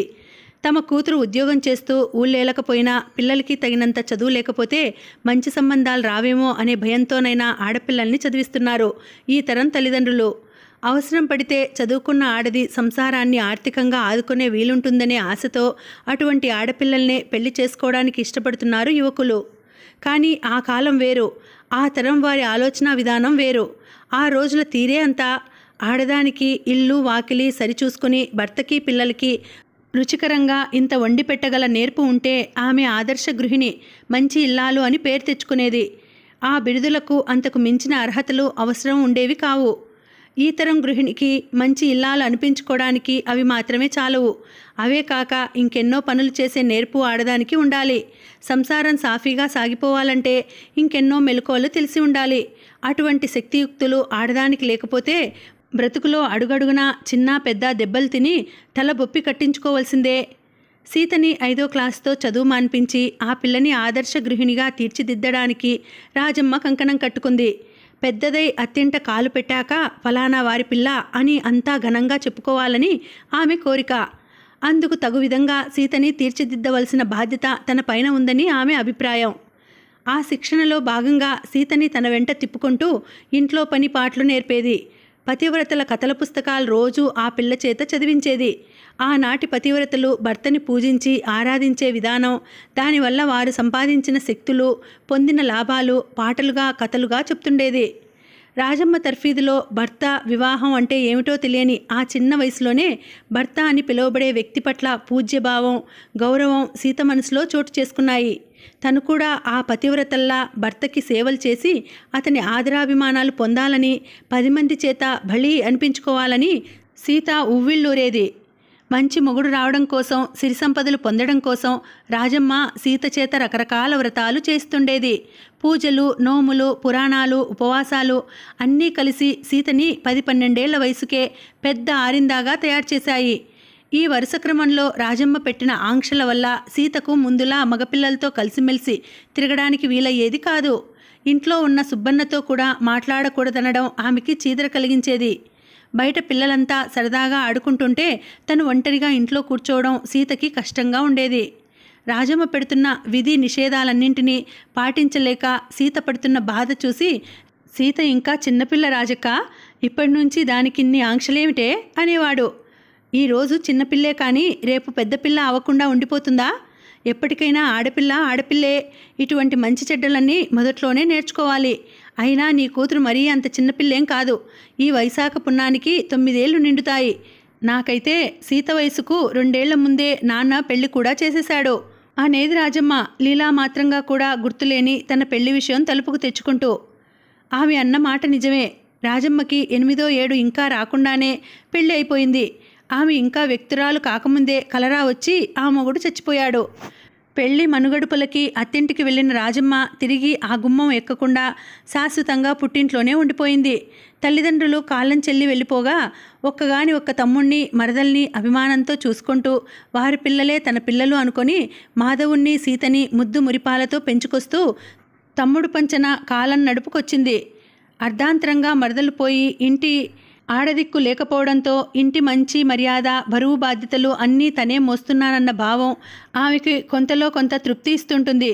ఆ కారణంగానే సీత పెళ్లి గురించి అవకాశం కలిగినప్పుడల్లా తమ్ముడికి గుర్తు చేస్తూ ఈడు జోడు అయిన మంచి కుర్రాడిని చూడరా, అప్పటికప్పుడు కాళ్ళు తొక్కుకుంటే మంచి సంబంధాలు రావు, పిల్ల ఏ పరి ఏ రోజైనా ఆ కాస్త మాట అనిపోవచ్చు, పెద్ద మనిషి అయ్యాక ఆడపిల్లకి పెళ్లి చేయడం మన ఇంటా వంటా లేదు అనేది. రాఘవయ్య మనసులో ఏముందో కానీ అక్కగారి మాటకు అడ్డు చెప్పకుండా అలాగే రాజక్క, మంచి సంబంధం చూసి సీతకి త్వరలో పెళ్లి చేసేద్దాం అనేవాడు. రాఘవయ్య ఆ ప్రయత్నంలో ఉండగానే మరి 2 ఏళ్లు గడిచిపోయాయి. బొజ్జన్నపేట బడిలోలాగే పాలెం స్కూల్లో కూడా సుబ్బన్న డబుల్ ప్రమోషన్ తెచ్చుకున్నాడు. అంతకు పూర్వం మాధవుడికి ఒక క్లాసు దిగువగా ఉండేవాడల్లా ఆ ప్రమోషన్ మూలంగా అతని క్లాసుకి చేరుకున్నాడు. ఆ రోజు ఆ ప్రమోషన్ తనకే వచ్చినంత సంతోషించాడు మాధవుడు. అత్తయ్య, ఈరోజు భోజనంలోకి పరమాన్నం చెయ్యి, మంచి కబురు విన్ననాడు తీపి తినాలంటారు కదా, మన సుబ్బన్నకి క్లాసులో ఫస్ట్ మార్కు వచ్చింది అన్నాడు మాధవుడు ఉత్సాహంగా. పిచ్చి సన్నాసి, ఆ బహుమతి ఏదో నీకే వచ్చినట్లు సంబరపడిపోతున్నావు అంది రాజమ్మ అభిమానంగా మేనల్లుడి తల నిమురుతూ. సుబ్బన్న తెచ్చుకున్న మార్కులు చూసి రాఘవయ్య కూడా చాలా సంతోషించాడు. మాధవుడికి కూడా ఆ పరీక్షల్లో మంచి మార్కులే వచ్చాయి. మీకు బహుమతిగా ఏం కావాలో చెప్పండి, ఎల్లుండి పట్నం పోయినప్పుడు కొని తెస్తాను అన్నాడు ఉత్సాహంగా. మాధవుడు తనకు రిస్టువాచి కావాలన్నాడు. సుబ్బన్న ఉలుకు పలుకు లేకుండా ఉండిపోయాడు. నాన్నగారు ఏం కోరినా ఇస్తానంటుంటే సందేహం దేనికి సుబ్బు, అడుగు, నీకేం కావాలో అడుగు అంది సీత ఉత్సాహపరుస్తూ. సీత వంక చూసి చిన్నగా నవ్వాడు సుబ్బన్న. ఇంటి తిండితో వయసు రాకతో కొరకంచులాంటి సుబ్బన్న ముఖం నిండుగా కళగా తయారైంది. ఆ నలుపులోంచి ఏదో అందం ఆకర్షణ పొంగుకొచ్చాయి. చెప్పు సుబ్బన్న, నీకేం తెమ్మంటావు అన్నాడు రాఘవయ్య. నాకా నాకా అంటూ మాటని మధ్యలోనే ఆపేశాడు సుబ్బన్న. నీకేరా, చెప్పు, నాకు కావాల్సింది నేను చెప్పలేదు, నీకేం కావాలో నువ్వు చెప్పు అన్నాడు మాధవుడు. అసలు సంగతి ఏమిటంటే నాకేం కావాలో నాకే తెలియడం లేదు, తర్వాత ఇంకెప్పుడైనా చెప్తాను, ఇంకా ఇవి పెద్ద పరీక్షలు కావు కదా అన్నాడు సుబ్బన్న. రాఘవయ్యకి ఆ పిల్లడి నిదానం ఆలోచన విధానం ముచ్చట కలిగించాయి. సరే నీ ఇష్టం, అలాగే కానీ అన్నాడు. మాధవుడు సుబ్బన్న స్కూల్ ఫైనల్లో ఉండగా రాఘవయ్య మనసులోకి గట్టిగా వచ్చింది కూతురి పెళ్లి విషయం. ఇంకా కాలయాపన చేయడం వల్ల ఉపయోగం లేదు, ఆడపిల్లని ఎప్పటికైనా కాళ్ళు కడిగి ఒక అయ్య చేతిలో పెట్టవలసిందే. ఎవరో ఒక మంచి కుర్రాడిని చూసి ఈ వేసవిలో సీత పెళ్లి జరిపించేయాలి అనుకున్నాడు. 10 మంది నోట 10 సంబంధాలు విని చూసి క్రింద మీద వేసి మంచి మర్యాద వంశం వంగడం వంటి వడపోతలు పోగా పోగా చివరికి ఒక సంబంధం కుదిరింది. ఆ కుర్రాడి పేరు పద్మనాభం. బొజ్జన్నపేట మునసబు లింగమూర్తికి వేలు విడిచిన మేనల్లుడు. తల్లి తండ్రి తోడబుట్టిన వాళ్ళు, పుట్టెడు కూటి సంసారం వాళ్ళది. పొలం పుట్ర గొడ్డు గోద ఉన్న పల్లెటూరి కాపురం. తండ్రి పౌరోహిత్యాలు చేస్తూనే ఆస్తులు సంపాదించాడు. 2 ఆడపిల్లలకు 2 మగపిల్లలకు పెళ్లిళ్ళు చేశాడు. మగపిల్లల్లో పద్మనాభం 3వవాడు. పాలెంలో పినతల్లి దగ్గర ఉండి చదువుకుంటున్నాడు. రమారమి మాధవుడి ఈడువాడే. ఒకసారి తల్లి వెంట మునసబు గారింటికి వచ్చాడు. అవి సంక్రాంతి పండుగ రోజులు. ఆ 3 రోజులు ఊళ్ళో పిల్లలతో సరదాగా కలిసిమెలిసి తిరిగాడు. వాళ్లకు భోగిమంటలకు కర్రలు కంపలు ఎత్తుకురావడంలో ఎంతో సహాయపడ్డాడు. పొడుగ్గా సన్నగా ఉండేవాడు పద్మనాభం. మరగ కాగిన గేదె పాలలా ఎరుపు తెలుపు మిశ్రమ వర్ణంలో ఉండేది అతడి ఒంటి రంగు. మిగిలిన శరీర భాగాలన్నింటికన్నా ముఖంలో ఎరుపు పాలు ఎక్కువగా ఉండేది. ఎండలో తిరిగి వస్తే కోసిన కందదుంపలా ఉండేది ఆ పిల్లాడి ముఖం. రాఘవయ్య రాసిన ఉత్తరం అందుకొని లాంఛనంగా పెళ్లిచూపులకు వచ్చారు వాళ్ళు. 5-6 ఏళ్ల మధ్యకాలంలో మరీ కాస్త పొడుగు పెరిగాడు పద్మనాభం. వయసుతో పాటు ముఖం ముదిరి ఎరుపు విరిగి చామన్ ఛాయకు వచ్చింది. కాఫీ పలహార లాంఛనాలవి అయ్యాక కట్నకానుకల మాటలు వచ్చాయి. పచ్చని సంసారం, ఒక్కతే ఆడపిల్ల, అచ్చటా ముచ్చట తీరుతుందనడంలో అనుమానం లేదు. పిల్ల మాకు నచ్చింది అన్నారు పెళ్ళికొడుకు తరపు పెద్దలు. శుభం అన్నారు ఇరుపక్షాల వారు. తల్లిదండ్రులు ఎంచి తెచ్చిన సంబంధమే అయినా పిల్లాడు నీకు నచ్చాడా అని మాట వరుసకి అయినా అడగడం ఈ రోజుల్లో రివాజు. తల్లిదండ్రులకు నచ్చిన ఆ పెళ్ళికొడుకు పిల్లకి నచ్చకపోతే ఆమె మాటపై ఆ సంబంధం పెద్దలు వదులుకుంటారా అంటే అది వేరే సంగతి. కానీ ఆ రోజుల్లో అటువంటి లాంఛనం కూడా ఉండేది కాదు. మచ్చలేని కుటుంబం నుంచి ఆరోగ్యంగా ఉన్న ఈడుజోడు అయిన పిల్లాడిని వెతికి తెస్తే నచ్చకపోవడానికి ఏముంటుంది? అసలు ఇష్టాయిష్టాలు తెలిపేందుకు ఆ పిల్లాడి గురించి ఈ పిల్లకి ఏం తెలిసి ఉంటుంది? నిండా 15 ఏళ్లైనా నిండని వరుడి మంచి చెడ్డలు, ముందు జీవితం ఎలా ఉంటుందో వధువు తల్లిదండ్రులకు మాత్రం ఏం తెలుస్తుంది? అందుకే ఆ కాలంలో వివాహాలు బాగుపడ్డం చెడిపోవడం చాలా వరకు వారి వారి అదృష్టం మీదే ఆధారపడి ఉండేవి. 3 ముళ్ళు పడ్డాక భర్త ఎటువంటి వాడైనా అతడి తోడిదే బ్రతుకు అని సరిపెట్టుకుని జీవితం వెళ్ళమార్చేది ఆడది. అగ్ని సాక్షిగా తాలికట్టిన భార్య మధుర ఫలమైన ముళ్ళ కంపైన ఆమెను భరించడం తన ధర్మంగా భావించేవాడు మగవాడు. బొజ్జన్నపేట అగ్రహారంలో పెద్ద భూకామందు రాఘవయ్య గారి ఇంట పెళ్ళి. అందున ఒక్కగానొక్క ఆడపిల్ల పెళ్ళి. ఇంకా ఆర్భాటాలకి లోటే ఉంటుంది. పెళ్ళి ఇంకా 2-3 నెలలు ఉన్నదనగానే నిండు గాదెల ధాన్యం బియ్యంగా మారింది. పప్పుల బస్తాలు ఎండలోకొచ్చాయి. అప్పడాలు, వడియాలు, అటుకులు, సున్నుండలు, అరిసెలు, చెక్కిలాలు కుండలకి కుండలే అటక ఎక్కాయి. రాఘవయ్య కూతురి పెళ్లి తమ ఇంట పెళ్లిగా భావించి ఊరిలోని ఆడంగులంతా ప్రతి పనిలో తలొక చెయ్యి వేసి పనులు చేశారు. అందున తల్లి లేని పిల్ల సీత, ఆడదక్షత లేని గృహస్థు రాఘవయ్య. ఆ పెళ్లి ఘనంగా జరగడం, సవ్యంగా జరగడం అందరి బాధ్యత అన్నట్లు చెప్పినా చెప్పకపోయినా కల్పించుకొని సహాయం చేసిపోయేవారు ఊరంతా. రాజమ్మ సంగతి ఇంకా చెప్పనే అక్కర్లేదు. తిండి తినడానికి, నిద్రపోవడానికి కూడా ఆమెకి సమయం మిగిలేది కాదు. చెప్పిన విషయమే మళ్ళా చెప్తూ, చేసిన పనే మళ్ళీ చేస్తూ, తను హైరాణ పడిపోతూ తమ్ముణ్ణి ఊపిరి పీల్చుకోనీయకుండా చేసేది. వైశాఖ మాసంలో ముహూర్తం ఇంకా 3 వారాలు ఉందనగానే పట్నం వెళ్ళి పెళ్లికి కావాల్సిన బట్టలు, పాత్రలు, వెండి సామాన్లు అన్నీ కొనుక్కురావాలని బయలుదేరాడు రాఘవయ్య. నేను వస్తారా తమ్ముడు అంటూ బయలుదేరింది రాజమ్మ. రాజమ్మ తనంతట తను పట్నం వస్తాననడం ఇంట్లో అందరికీ ఆశ్చర్యం కలిగించింది. ఎప్పుడూ గుమ్మం కదలని రాజమ్మ అప్పుడు ఆ ఎండలో తనంతట తాను ఎందుకు బయలుదేరతానంటుందో రాఘవయ్యకి కూడా అంతుబట్టలేదు. ఈ ఎండలో నువ్వెందుకే రాజక్క? ఏమేం తేవాలో నువ్వు చెప్పు, లిస్టు రాసుకొని అన్నీ తూచా తప్పకుండా పట్టుకొస్తాను అన్నాడు. నీకు లేని ఎండ నాకేమిట్రా, పద, ఒకరికిద్దరం ఉంటే మంచి చెడ్డ అనుకుని చూసుకోవచ్చు అంటూ తమ్ముడి అభ్యంతరాన్ని పేలపిండిలా ఎగరగొట్టేసింది రాజమ్మ. ఉదయం అనగా వెళ్ళిన రాజమ్మ రాఘవయ్య సాయంకాలానికి బండెడు సామానుతో బడలిన ముఖాలతో బరువుగా ఇంటికి చేరారు. భోజనాలయ్యాక తాము కొని తెచ్చిన వస్తువులను పేరు పేరున లెక్క చూస్తూ పైకి తీసి ఎక్కడివక్కడ ఎత్తిపెట్టింది రాజమ్మ. రాఘవయ్య కొన్న అన్ని వస్తువులు వాటి స్థానాల్లోకి చేరుకోగా ఇంకా మిగిలి ఉండిపోయింది ఒక చిన్న అట్టపెట్టె. సీతని దగ్గరగా కూర్చోపెట్టుకుని సంకోచంగా దాని మూత తీసింది రాజమ్మ. ఆ చిన్న పెట్టెలో బుట్టలో పాములా చుట్టలు చుట్టుకొని పడి ఉంది మిలమిలా మెరుస్తున్న మువ్వల వడ్డానం. దాన్ని తీసి సీత మొలకి పెడుతూ, సీత, నీకిది నచ్చిందటే అంది రాజమ్మ కళ్ళ నిండా అభిమానం పొంగి పొర్లుతుండగా. పెళ్లి సమయంలో కూతురుకు పెట్టడానికి రాఘవయ్య ఎన్నో బంగారు నగలు చేయించాడు. కొన్నింటికి కొత్త బంగారం కొన్నాడు, మరికొన్నింటికి పాత నగలు చెరిపించి చేయించాడు. కానీ ఈ వడ్డానం ప్రత్యేకం. రాజమ్మ తన సొమ్ముతో కొనుక్కొచ్చిన నగ అది. 10 ఏళ్ల వయసులో ముండమోపిన రాజమ్మకి అత్తింటి వారి నుంచి ఏడాదికి 12 రూపాయలు భరణం వస్తుంది. చీము నెత్తురులా కూడబెట్టిన ఆ సొమ్ముతో ఇప్పుడు మేనకోడలికి వివాహ సమయంలో కానుకగా ఇవ్వడానికి ఆ మువ్వల వడ్డానం కొంది రాజమ్మ. 3 వేళ్ల వెడల్పున్న దలసరి బంగారు రేకుపై చిన్న పెసరగింజలంతేసి మువ్వలు వరుసల్లో తీరుగా తీర్చి ఉన్నాయి. మధ్యగా ఎర్రరాళ్ల బిల్ల స్వస్తికాకారంలో ఉంది. గులాబీ రంగు ఉల్లిపొర కాగితంలో పచ్చగా మిసమిసా మెరిసిపోతోందా బంగారుపు నగ. అత్తయ్యకి తన పట్ల గల అభిమానానికి సీత మనసు కదిలిపోయింది. రాజమ్మ కళ్ళల్లో కాంతిని, తృప్తిని చూస్తూ నోట మాట లేక అలా ఉండిపోయింది. రాజమ్మ సీత మౌనాన్ని అయిష్టంగా తీసుకుంది. నీకు నచ్చలేదుటే సీత?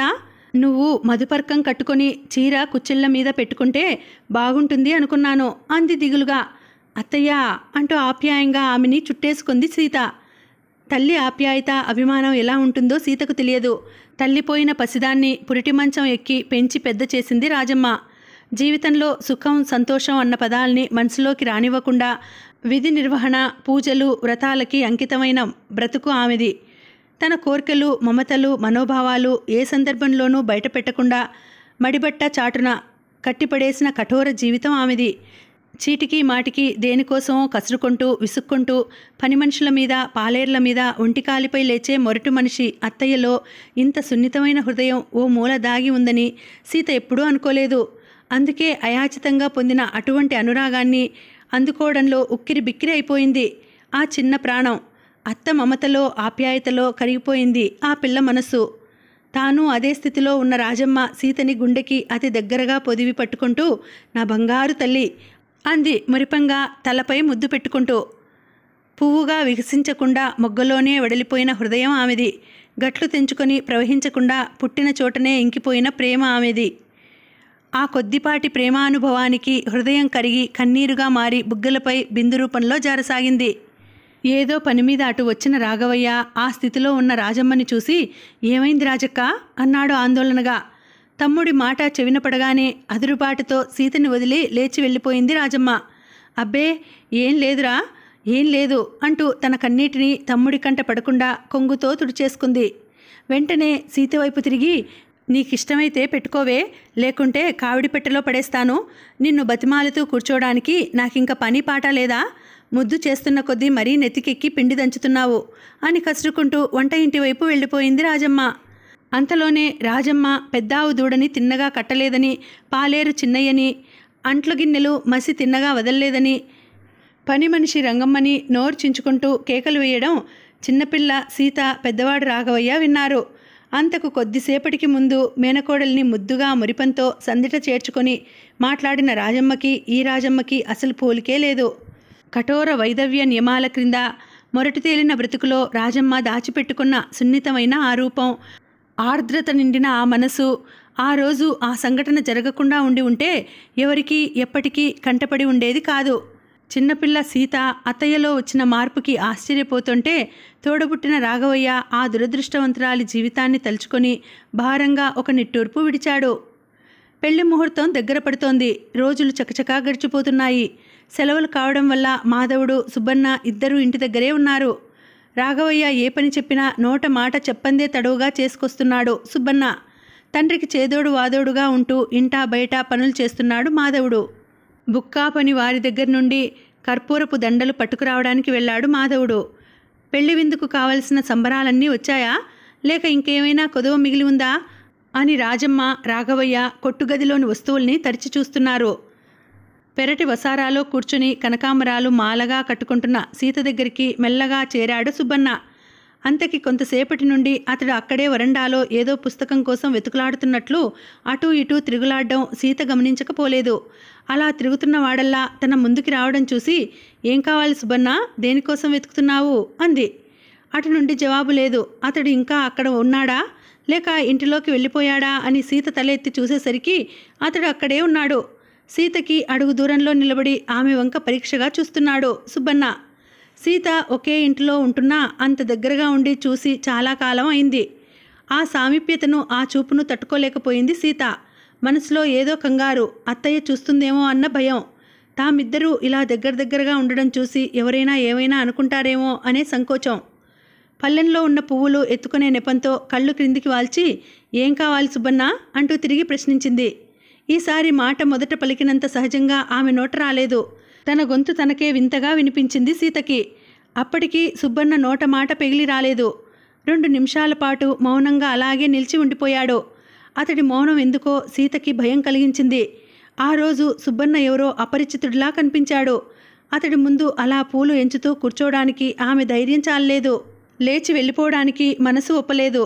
మొదట తామిద్దరూ అలా సన్నిహితంగా ఉన్నప్పుడు ఎవరైనా అటు వచ్చి చూస్తారేమోనని కంగారు పడింది సీత. ఆ పిల్ల అంతగా భయపడ్డానికి రాజమ్మ పెట్టే ఆంక్షలే కారణం.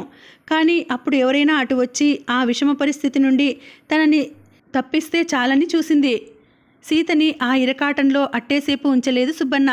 ఆ నిశ్శబ్దాన్ని చీలుస్తూ సూటిగా ఆ పిల్ల కళ్ళల్లోకి చూస్తూ నెమ్మదిగా ఒక ప్రశ్న వేశాడు. ఈ పెళ్లి నీకిష్టమేనా సీత అన్నాడు. ఆ ప్రశ్న వినగానే ఎందువల్లో సీత మనసు ఒక్కసారిగా తేలిక పడిపోయినట్లు అనిపించింది. అంతకు ముందున్న సంకోచం, భయం, మచ్చుకు కూడా మనసులో మిగలకుండా లేచిపోయాయి. అమ్మయ్యా, ఇంతే కదా అనుకుంది సీత. అంతేకాక ఇంకేం అడుగుతాడని తను భయపడిందో ఆ పిల్ల బుద్ధికి తోచలేదు. అయినా అడగకూడని ప్రశ్న ఏదో సుబ్బన్న అడుగుతాడేమో అన్న భయం అతడి మాట విన్నాక పోయింది. చనువుగా అతడి వంక చూస్తూ, భలే వాడివే సుబ్బన్న, ఏమిటా ప్రశ్న, ఎందుకు ఇష్టం ఉండదు అంది తేలికపడ్డ మనసుతో కులాసాగా నవ్వుతూ. సీత జవాబు విని సుబ్బన్న తత్తరపడ్డాడు. సీత నవ్వు చూసి అడగకూడంది ఏదో తను అడిగి ఉంటాడన్న భావంతో కంగారు పడ్డాడు. తన ప్రశ్న, ఆ పిల్ల సమాధానం ఎవరైనా విన్నారేమో అని భయపడ్డాడు. ఏం లేదు సీత, ఏం లేదు, ఊరికే సరదాకి అడిగాను. నేను ఇలా అడిగానని ఎవరితోనూ చెప్పవు కదూ అంటూ తొందరగా అక్కడి నుండి వెళ్ళిపోయాడు. బుక్కా పని వాళ్ళ దగ్గర నుండి మాధవుడు కర్పూరపు దండలు తెచ్చాడు. పెళ్ళికొడుక్కి పెళ్ళికూతురికి రాచ ఉసిరికాయం తేసి కర్పూరపు పూసలు 3 వరుసల్లో ఉన్న దండలు, మిగిలిన పెళ్లివారికి ఒంటిపేట దండలు, 3 పేటల కర్పూర హారాల్లో మధ్య జిగజిగా మెరిసే చెంకీ తీగలు ఉన్నాయి. మధ్యలో పట్టుగుడ్డుతో కుట్టిన గులాబీ పూల గుత్తులు ఉన్నాయి. ఇవి కాక పెళ్లికి వచ్చే అతిథులకి పందిట్లో పంచే నిమిత్తం కర్పూర పుల్లల కట్ట తెచ్చాడు. రాజమ్మ వాటిని ఒకటొకటే వివరంగా తీసి చూసింది. డబ్బు పోతే పోయింది కానీ బుక్కా సాయిబు మంచి దండలు కట్టి ఇచ్చాడు అంది పక్కనున్న ఇల్లాలు. పిండి కొద్దీ రొట్టె అని ఊరికే అన్నారా? మొన్న వాళ్ళ పంకజాక్షి పెళ్లికి పట్నంలో కొని తెచ్చారట. పెళ్లి పూర్తి అయ్యేసరికి పూసల కర్పూరం కాస్త హరించిపోయి ఉట్టి తాళ్లే వేలాడుతూ మిగిలిపోయాయి అంది ఇంకొక గృహిణి. రాజమ్మ కర్పూరం హరించిపోకుండా దండల్ని బియ్యం పోసే డబ్బాలో పెట్టి ఉంచింది. నాన్న, నేను ఇంకేమైనా చేయాలా అడిగాడు మాధవుడు. అతడి ముఖం ఎండకి మాడి చెమట కారుతోంది. వయసుకి మించిన పని వల్ల ముఖం నీరసంగా ఉంది. నువ్వు ముందు కాస్త కాళ్ళు చేతులు కడుక్కురా. నీకిష్టమని పోలి రొట్టె కాల్చాను. ఓ ముక్క తిని ఇన్ని నీళ్లు నోట్లో పోసుకొని తిరిగి నీ పరుగులు అందుకుందువు గాని అంది రాజమ్మ. ఆ పని పూర్తి చేసిరా మాధవ, అప్పటికి నా పని కూడా పూర్తి అవుతుంది అన్నాడు రాఘవయ్య. అతడు కట్నం రూపాయలు లెక్కపెట్టి సంచుల్లో పోస్తున్నాడు. వలల్లాంటి గుడ్డతో కుట్టిన సంచులు అవి. మూతి దగ్గర లాగి ముడివేయడానికి వీలుగా బొందు ఉంది. ఒక్కొక్క సంచిలో 116 రూపాయల చొప్పున లెక్కించి వేస్తున్నాడు. ముడి వేయడానికి ముందు 2 రాగి రేకులు కూడా అందులో వేయడం అతడు మర్చిపోవడం లేదు. మాధవుడు తిరిగి వచ్చేసరికి అతడి పని పూర్తి అయ్యింది. చివరి సంచికి ఉన్న తాడు బిగించి జారుముడి వేసి సందుగ పెట్టెలో పెడుతూ, మళ్ళా జోళ్లు తొడుక్కున్నావు, ఎక్కడికైనా వెళ్ళి రావాలా అంటూ కొడుకును ప్రశ్నించాడు. ఒకసారి పాలెం వెళ్ళి వద్దామని. ఇప్పుడెందుకు? రేపు ఎలాగా వెళ్ళాలి కదా. అవుననుకోండి, అయినా చిన్న పని ఉంది. ఈరోజు మా పరీక్షా ఫలితాలు తెలుస్తాయంటున్నారు. పేపర్ చూసొస్తాను అన్నాడు మాధవుడు. చీకటి పడకుండా వేగం వచ్చేరా మాధవ. రాత్రి అన్నంలోకి పెసరపొట్టు కూర చేస్తున్నాను. అన్నం చల్లారిపోతే బాగుండదు అంటూ వంట ఇంటిలోంచే కేక పెట్టింది రాజమ్మ. అరే, ఆ మాటే మర్చిపోయాను. ఈరోజు 16 కదూ. వెళ్ళు, పేపరు 3 గంటలకే వచ్చేస్తుంది అన్నాడు రాఘవయ్య ఉత్సాహంగా. మాధవుడు పాలెం వెళ్ళి పేపరు చూడనక్కర్లేకుండానే ఫలితాలు తెలిసిపోయాయి. బుచ్చిరాజు గారి అబ్బాయి అనంతం పాలెం నుండి వస్తూ పేపర్ కొని తెచ్చాడు. వాళ్ళ తమ్ముడు కూడా ఆ ఏడు స్కూల్ ఫైనల్ పరీక్షలు రాశాడు. ఏమండోయ్ రాఘవయ్య గారు, ఇంట్లో ఉన్నారా అంటూ వీధిలోంచే ఒక కేక పెట్టి లోపలికి వచ్చాడు. అతడి పిలుపు విని రాఘవయ్య, మాధవుడు ఇద్దరు ఒకేసారి వీధి చావిడిలోకి వచ్చారు. ఏమిటి విశేషం అనంతం? వేళకాని వేళ వచ్చావు, ఏమిటి సంగతి అని ప్రశ్నించాడు రాఘవయ్య. పాలెం కోమటికొట్లో పద్దులు రాసే అనంతం సాధారణంగా దీపాలు పెడితే కానీ బొజ్జన్నపేట చేరుకోవడం జరగదు. ఏదో కారణంగా కాస్త పెందలాడే ఇంటికి చేరినా వాడా తిరిగి మాటలు కలిపే అలవాటు అతడికి లేదు. మీ మాధవ పరీక్ష పాస్ అయ్యాడు అన్నాడు చేతిలో ఉన్న పేపరు రాఘవయ్య చేతికి అందిస్తూ. ఈ మాట మీతో చెప్పిపోదామనే ఇలా వచ్చాను అన్నాడు. సుబ్బన్నదో పక్కనే ఉన్న సీత ప్రశ్నించింది. సుబ్బన్న గురించి అడగడానికే ఉంది, వాడు పాస్ కాకపోతే పాలెం స్కూల్లో ఇంకెవరూ పాస్ కారు అన్నాడు అనంతం. మాధవ, సుబ్బన్న ఎక్కడ ఉన్నాడో చూసి పిలుచుకురా అన్నాడు రాఘవయ్య. ఎవరూ పిలవనవసరం లేకుండానే తనంత తానుగా అక్కడికి వచ్చాడు సుబ్బన్న. మీ ఇద్దరి పరీక్షలు పాస్ అయ్యాయిరా అన్నాడు రాఘవయ్య సంతోషంగా. మీ తమ్ముడిదో సుబ్బన్న అనంతాన్ని ప్రశ్నించాడు. అనంతం తమ్ముడు కూడా ఆ ఏడు తిరిగి పరీక్షకి కూర్చున్నాడన్న సంగతి అప్పుడే రాఘవయ్యకి జ్ఞాపకం వచ్చింది. అవునోయ్, మీవాడి పరీక్ష ఏమైంది అని ప్రశ్నించాడు. ఏదో మెల్లిగా 3వ గట్టెక్కాడు. మరి నే వెళ్ళొస్తా, ఇంకా ఇంటికి పోలేదు, ఇదే దారి కదా అని ముందుగా మీతో చెప్పిపోదామని ఇలా వచ్చాను అన్నాడు అనంతం రాఘవయ్య దగ్గర సెలవు తీసుకుంటూ. మంచిది బాబు, మంచి వార్త చెవిని వేశావు, వెళ్ళిరా అన్నాడు రాఘవయ్య. తన పరీక్ష పాస్ అయిందన్న ఉత్సాహం, సంతోషం సుబ్బన్నలో అంతగా కనిపించలేదు. మాధవ మాత్రం ఉత్సాహంతో ఇల్లు తీసి పందిరి వేస్తున్నాడు. పరీక్ష పాస్ అయిందంటే సంతోషంగా ఉండక ఆముదం తాగిన వాడిలా అలా ముఖం పెట్టావేమిట్రా సుబ్బన్న అంది ఆ వార్త విని అప్పుడే అటుగా వచ్చిన రాజమ్మ. ఇక ముందు ఏమి చెయ్యాలా అని ఆలోచిస్తున్నాను అన్నాడు సుబ్బన్న రాజమ్మ చూపును తప్పించుకుంటూ. ముందు సీత పెళ్ళి అయిపోనియండి. మీ చదువుల ఆలోచనలకు ఇంకా చాలా సమయం ఉంది. ఏం చేయడం ఏం మానడం అన్నది అప్పుడు తాపీగా ఆలోచించుకోవచ్చు అన్నాడు రాఘవయ్య. అయ్యగారు, భజంత్రీల వాళ్ళు, ముత్యాల పల్లకి వాళ్ళు బైనా కోసం వచ్చారు అంటూ వర్తమానం తెచ్చాడు పెద్ద రైతు పోలయ్య. మాధవ, బీరువాలో లక్కబరినలో వేరుగా సొమ్ము పెట్టి ఉంచాను, పట్టుకురా అంటూ వీధిలోకి నడిచాడు రాఘవయ్య. పరీక్ష పాస్ అయిందంటే నిజంగా నీకు సంతోషంగా లేదురా సుబ్బన్న అంది సీత అతడి వైపు పరీక్షగా చూస్తూ. ఎందుకుండదు, మరి నీకో తిరుగు ప్రశ్న వేశాడు సుబ్బన్న. అన్నయ్య, నువ్వు వెళ్ళిన ఏడే పరీక్ష పాస్ అయ్యారంటే నాకు నిజంగా ఎంతో సంతోషంగా ఉంది. ఈ ఊళ్ళో పిల్లలు 1-2 పల్టీలు కొట్టందే ఎవరూ పాస్ కారు అంది సీత ఉత్సాహంగా. నీ సంతోషం అందుకు కాదు అన్నాడు సుబ్బన్న సీతని ఉడికిస్తున్నట్లు చిన్నగా నవ్వుతూ. అందుకు కాక మరెందుకేమిటి రెట్టించింది సీత. రేపు నీ పెళ్ళి అందుకని అన్నాడు సుబ్బన్న సీత కళ్ళల్లోకి చూస్తూ. అతడు అన్నమాట నిజమే. ఇల్లంతా పెళ్లి సందడితో గుబాళిస్తోంది. సీతని అంతకి 2 రోజులకి ముందే పెళ్లి కూతుర్ని చేశారు. చుట్టాలు పక్కాలు రావాల్సిన వాళ్ళంతా చాలా వరకు అప్పటికే వచ్చి ఉన్నారు. ఇంకా రాబోయే వారి కోసం ఎడ్లబళ్ళు పాలెం వెళ్ళి వస్తున్నాయి. పెళ్ళి అంటే ఏమిటో సరిగా తెలియని వయసు సీతది. అయినా తన పెళ్లి విషయం ఇంటిలో కదిలిన దగ్గర నుండి భలే సరదాగా ఉంది ఆ పిల్లకి. కొత్త బట్టలు, కొత్త నగలు, తోటి ఆడపిల్లల్లో పెళ్లి కూతురుగా తనకి ఏర్పడ్డ ప్రత్యేక స్థానం, ఇంట్లో అత్తయ్య, మిగిలిన బంధుబలగం ముద్దు చేయడం అన్నీ కలిసి సీతని సంతోషంలో ముంచి ఉక్కిరి బిక్కిరి చేస్తున్నాయి. కానీ సుబ్బన్న నోట ఆ మాట వినేసరికి ఎక్కడ లేని సిగ్గు ముంచుకొచ్చింది. చీపో సుబ్బన్న, నువ్వు మరీను అంటూ సిగ్గుతో తలదించుకుంది. వాడెక్కడికి పోతాడే, పెళ్ళైతే అత్తారింటికి పోవలసిన దానివి నువ్వు అన్నాడు మాధవుడు చెల్లెల్ని ఉడికిస్తూ. మరే ఆశ, నేను వెళ్ళిపోతే తోటలోంచి వచ్చే మామిడి పళ్ళు అన్నీ మీరిద్దరే మింగి కూర్చోవాలని. నేనెక్కడికి పోను, ఇక్కడే ఉంటాను, ఏం చేస్తారో చూస్తాను అంటూ అన్నతో వాదనకి దిగింది సీత. ఆ 3 ముళ్ళు పడేవరకే ఈ మాటలన్నీ. ఆ వెనుక ఆ మొగుడుగారు రావే పెళ్ళామా అంటే మహా చక్కగా వెళ్తావు అంది రాజమ్మ. అందుకే కదమ్మా అంటారు, ఎంత ప్రేమతో పెంచినా ఏం పెట్టినా ఆడపిల్ల ఆడపిల్లే అని. ఆ 3 ముళ్ళు పడ్డాయంటే పరాయిదైపోతుంది. ఇంట పుట్టిన పిల్ల. మూల కూర్చున్న ముసలావిడ సాగదీసింది. రావే పెళ్ళామా అంటే రాను అనే ధైర్యం ఆనాడు ఈనాడు కూడా ఆడదానికి లేదు. ఆ మొగుణ్ణి శాశ్వతంగా వదులుకోవడానికి సిద్ధపడితే తప్ప. ఆ రోజు సీత పెళ్లి రోజు. బొజ్జన్నపేట ఊరంతా పెళ్లివారిలులా రాఘవయ్య గారింటికి వచ్చిన చుట్టాపక్కాలతో బిలబిల్లాడిపోతోంది. దేవుడి పెళ్లికి అంతా పెద్దలే అన్నట్లు తల్లి లేని సీత పెళ్లికి ముత్తైదువులంతా వియ్యపురాళ్లే, మగవాళ్లంతా పెళ్లి పెద్దలే. మంగళ వాయిద్యాల మోతలో, ఆశీస్సుల జల్లులతో తలంటి నలుగు పెట్టి పెళ్లికూతురికి మంగళ స్నానం చేయించారు. పట్టుచీర కట్టబెట్టి ఒంటెడు నగలతో అలంకరించారు.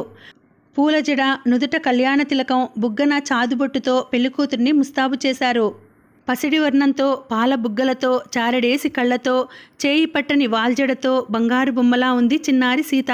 తల్లి లేని సీతని చూసి ఆడంగులంతా చూసుకోవడానికి పార్వతికి అదృష్టం లేకపోయింది. ఈ సమయంలో అదే ఉంటే కూతుర్ని చూసుకొని ఎంత సంతోషపడేది అని ఏ లోకంలోనో ఉన్న పార్వతిని తలుచుకొని కన్నీళ్లు పెట్టుకున్నారు. రాఘవయ్య సంగతి సరే సరి.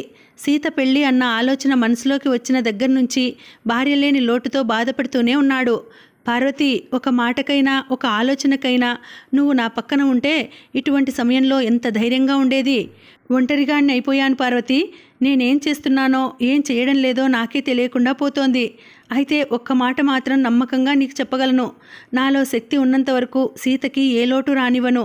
ఆ పైన నీ కూతుర్ని నువ్వే చూసుకోవాలి. నీ పిల్ల వైవాహిక జీవితం 100 వసంతాల పంటగా నువ్వే కాపాడాలి అనుకుంటూ ఉండేవాడు రాఘవయ్య. ఇంకా గంటకో గడియకో మగపెళ్లివారు తరలి రావాలి.